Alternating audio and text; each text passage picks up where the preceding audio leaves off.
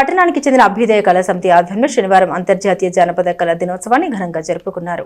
జానపద కళారూపాలు చెక్కభజన, కోలాటం, గాయని గాయకులతో శివాజీ చౌక్ నుండి ఊరేగింపుగా బయలుదేరారు. గాంధీ చౌక్ నుండి బోస్ రోడ్లోని శ్రీ వాసవి కన్యక పరమేశ్వరి దేవస్థానం వరకు కోలాహలంగా వేడుక జరిగింది. ఈ వేడుకలో కుచ్చెళ్లపాడు, చెక్క భజన, కోలాట ప్రదర్శనను భజన మాస్టర్ రమేష్ అప్పారావు ఆధ్వర్యంలో కన్నుల పండుగగా జరిపారు. అనంతరం శ్రీ వాసవి దేవస్థానంలో జానపద కళల్ని కళాకారులు ప్రదర్శించారు. ఈ కార్యక్రమంలో బొల్లిముంత కృష్ణ, బీవీరావు, బెల్లంకొండ వెంకట్, లక్కరాజు లక్ష్మణరావు, రఘునాథరావు, నీలాంబరం, రమేష్, ఆదినారాయణ, అయ్యహాను, రత్నకుమారి, బెజ్జంకి, నాగమణి, అనురాధ, మౌనిక, అనురాధ, వెంకటరమణ, సునీత, తుమ్మ పాపారావు తదితరులు పాల్గొన్నారు.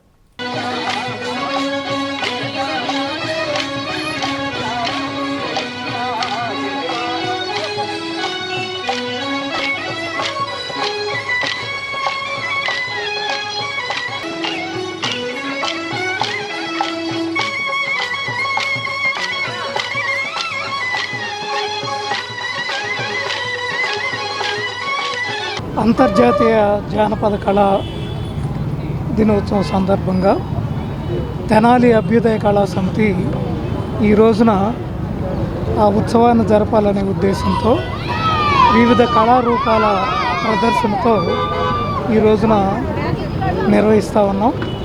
ముఖ్యంగా ఒక జాతి, ఒక దేశ సంస్కృతి సంప్రదాయాలకి ప్రధానమైనటువంటి మూల కారణం జానపద కళలు. ఈ రోజున 64 కళలకి మూలమైనటువంటి జానపద కళల్ని మరి భారతదేశం ఏ దేశంలో లేనటువంటి అనేక కళారూపాలు, హరికథ దగ్గర నుంచి, బుర్రకథ దగ్గర నుంచి, పిచ్చుగుంటల కథల దగ్గర నుంచి అనేక కళారూపాలని భారతదేశంలో ప్రజల్లోకి తీసుకెళ్ళి ఎంతో ఉచ్చ దశలోకి నిలిపినటువంటిది సంస్కృతి భారతదేశాన్ని. కానీ దురదృష్టం ఏంటంటే ఇవాళ ఈ జానపద కళారూపాలు అంతరించే పరిస్థితికి పోతూ ఉన్నాయి. చాలామందికి అసలు ఈ కళారూపాలు ఉన్న సంగతే తెలియటల్లా.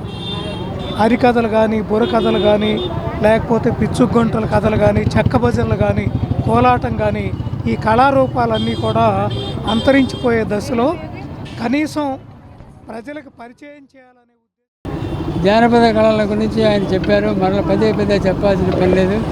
జానపద కళలను ప్రోత్సహించండి.